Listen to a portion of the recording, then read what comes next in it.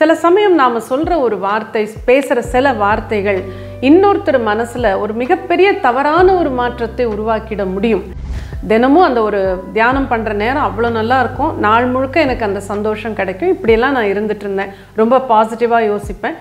நான் எப்படி இருக்கேன், நல்லா சம்பாதிக்கிறேன், சந்தோஷமாக இருக்கேன், கல்யாணம் ஆகிடுச்சு, குழந்தை இருக்குது, வீடு வாங்கிட்டேன், கார் வாங்கிட்டேன். இது எதுக்குமே நான் தியானமே பண்ணது கிடையாது. அரை மணி நேரம் 3/4 மணி நேரம் அந்த தியானத்திலே நம்ம செலவு பண்ணுறோம். நாள் முழுக்க அந்த ஒரு தியானம்ங்கிற சிந்தனையில் நம்ம இருக்கோம். அப்போ நம்மலாம் டைமை வேஸ்ட் பண்ணுறோமான்னு ஒரு பெரிய கன்ஃபியூஷன் வந்துருச்சு மனசில். ஆனால் தியானம் செய்கிறதே வேஸ்ட்டுன்னு சொல்கிறது தப்பு. ஏன்னா தியானத்தினால் நம்ம எவ்வளவு அச்சீவ் பண்ண முடியும், எவ்வளவு நல்லா இருக்க முடியுங்கிறது இவரே உணர்ந்து தான் சொல்கிறாரு. ஆனால் இந்த குழந்தை நான் சொன்ன பேச்சு எதுவுமே கேட்க மாட்டேங்குது, ரொம்ப அடங்காமல் இருக்குது. அப்போ கணவர் என்ன சொல்கிறார், நீ சரியாக கவனிக்கலை, உனக்கு சரியாக சொல்ல தெரியலன்னு என்னை திட்டிக்கிட்டே இருக்காரு. சாப்பாடு தட்டில் போடும்போது நீங்கள் என்ன சொல்லலாம், சிந்தாதேன்னு சொல்லும்போது அந்த சிந்தலாங்கிற எண்ணத்தை ஏன் கொடுக்குறீங்க? அந்த குழந்தை வெளியே போகும்போது கதவை அரைஞ்சி சாத்திராதேன்னு நான் டோன்ட் பேங் த டோர்னு சொல்லுவேன், அது பேங் பண்ணிட்டு போயிடும். இப்போ நான் சொன்னேன், அப்படி சொல்லாதீங்க. அந்த குழந்தை எழுந்து போகுது, கதவை சாத்தணும்னு இருந்ததுன்னா, சில சமயம் ஏசி போட்டிருப்பாங்க, சாத்தணும். அப்போ என்ன சொல்லுங்க,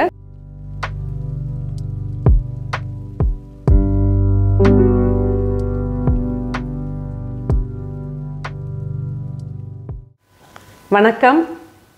நமது வார்த்தை ஒவ்வொன்றும் ஒரு மந்திரம் போன்றது, அவ்வளவு சக்தி வாய்ந்தது அப்படின்னு நான் சொல்லியிருக்கேன் பல முறை. இன்றைக்கும் அதை பற்றி சொல்ல போகிறேன். ஏன்னா இது மறுபடியும் நமக்கு நாமே ஞாபகப்படுத்தி கொள்ள வேண்டிய ஒரு முக்கியமான விஷயம்.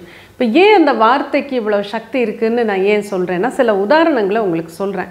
சில சமயம் நாம் சொல்கிற ஒரு வார்த்தை, பேசுகிற சில வார்த்தைகள் இன்னொருத்தர் மனசில் ஒரு மிகப்பெரிய தவறான ஒரு மாற்றத்தை உருவாக்கிட முடியும். ஒரு உதாரணம் சொல்கிறேன். கொஞ்ச நாளைக்கு முன்னாடி ஒரு கவுன்சிலிங் இருந்தது.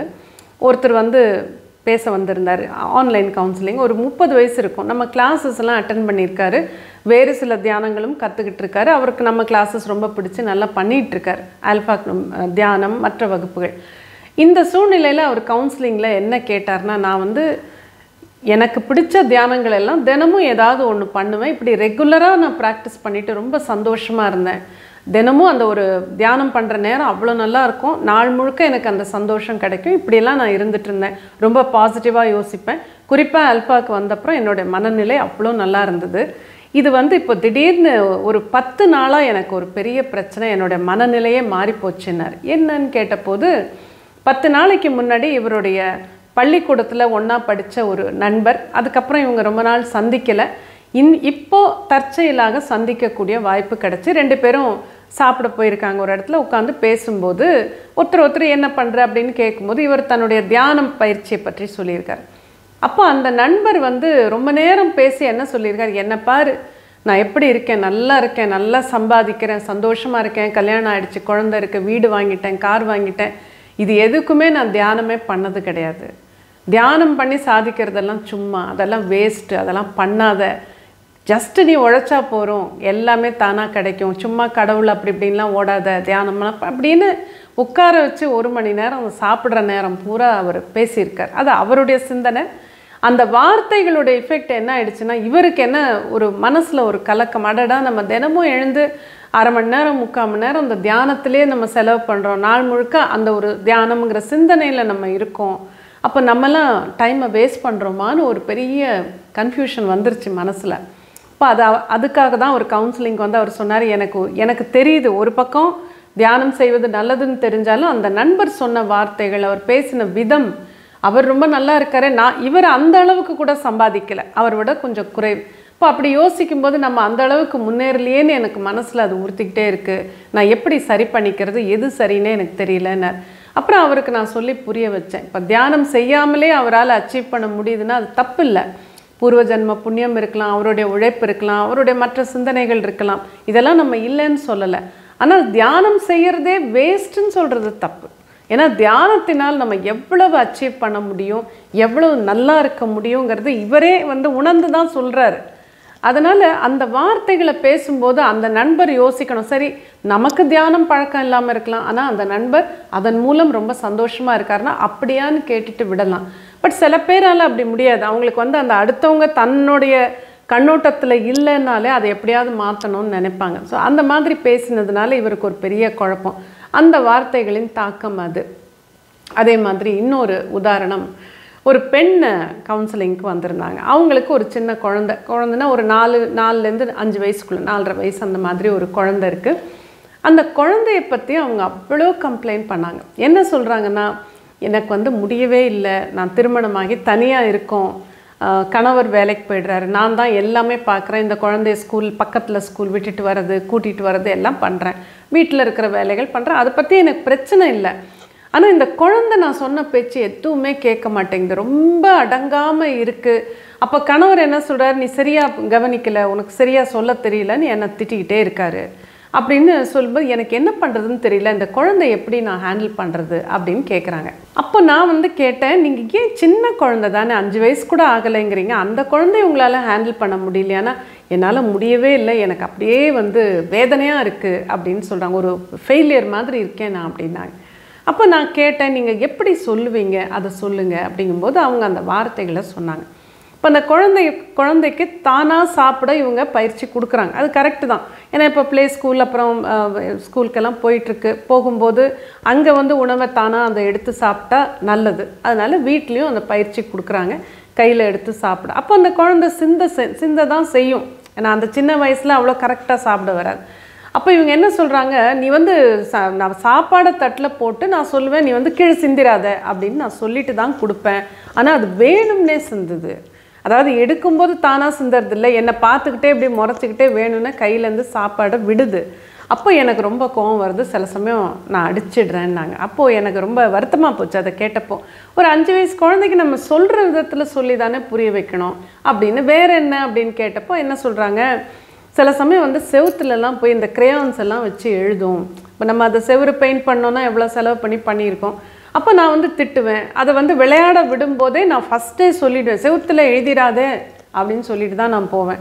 கொஞ்சம் நேரம் கழித்து வந்து பார்த்தா வேணும்னே செவுத்தில் எழுதி என்னை பார்த்துக்கிட்டே எழுதிக்கிட்டே இருக்கும். அது முறைக்கிறத பார்த்தா எனக்கு அவ்வளோ ஒரு கோபமாக வரும்.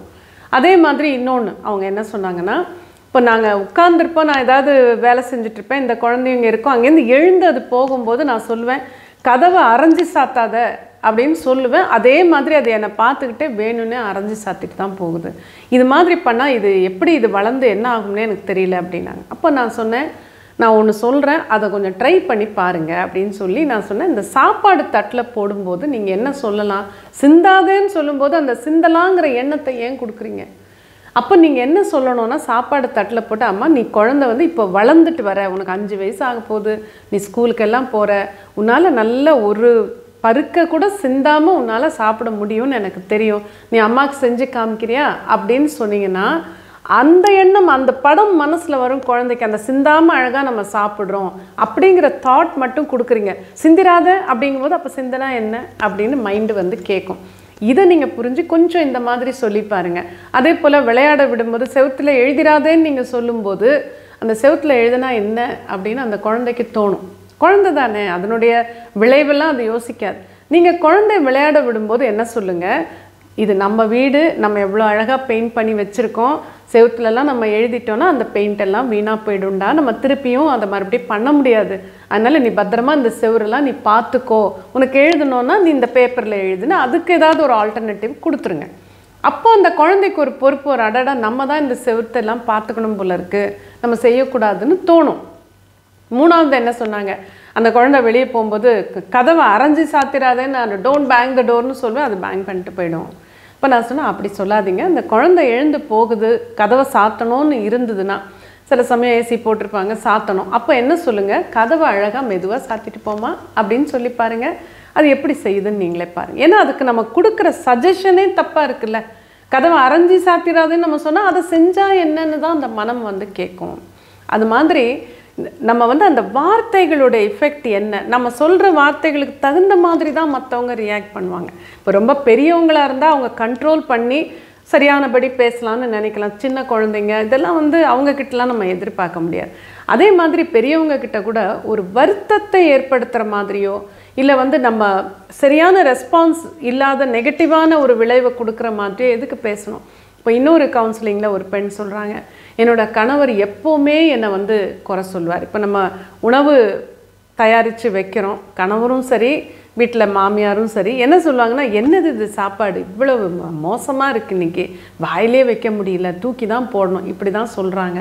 ஆனால் நான் எல்லாம் பார்த்து பார்த்து செஞ்சுருப்பேன். கொஞ்சம் உப்பு கம்மியாக இருந்திருக்கும், இல்லை அந்த மாதிரி ஏதாவது இருக்குமே தவிர பெருசாக அவ்வளோ சாப்பிட முடியாத அளவு மோசமாக இருக்காது. ஏன்னா நான் சாப்பிட்டு பார்ப்பேன், எனக்கு தெரியும். இதை எப்படி மாற்றுறதுனே தெரியல. கணவர் நல்லவர் தான், ஆனால் இப்படி பேசுகிறது எனக்கு வருத்தமாக இருக்குன்னு அவர் ஏன் புரிஞ்சிக்க மாட்டேங்கிறாருன்னு கேட்டாங்க. அப்புறம் அவருங்க கணவரை அழைச்சிட்டு வர சொன்னால் அவரும் வந்தார். அப்போ அவருக்கு இதை எடுத்து சொன்னப்போ தான் அவருக்கே புரிஞ்சுது. நான் என்ன சொன்னேன், உங்களுக்கு சமையல் இன்னும் கொஞ்சம் நல்லா இருக்கணும்னு நீங்கள் நினச்சிங்கன்னா தப்பு இல்லை. மேபி உங்களுக்கு அதில் ஒரு குறை, உப்பு கம்மியாக இருக்கா, குறை தெரியலாம்.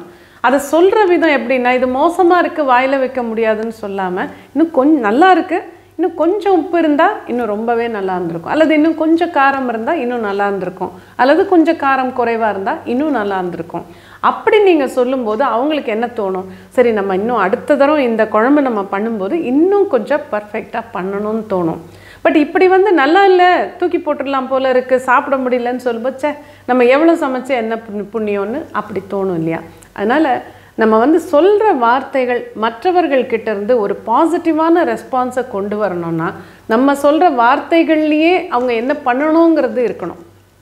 இப்போ நான் சொன்ன உதாரணங்களெல்லாம் வச்சு நீங்கள் யோசிச்சு பாருங்கள், நீங்கள் எப்படி பேசுகிறீங்க மற்றவங்கக்கிட்ட, அதை எப்படி மாற்றிக்கிட்டால் இன்னும் கொஞ்சம் நல்லா இருக்கும்னு யோசித்து பார்த்தீங்கன்னா உங்களுக்கே தெரியும் எவ்வளோ வித்தியாசம் இருக்குதுன்னு. இதில் உங்கள் அனுபவங்கள் நிச்சயம் இருக்கும்னு நினைக்கிறேன். எனக்கு கமெண்ட்ஸில் எழுதுங்க, இல்லைனா வாட்ஸ்அப்பில் எழுதுங்க, நானும் தெரிஞ்சுக்கிறேன். மறுபடியும் அடுத்த வீடியோவோடு உங்களை சந்திக்கிறேன்.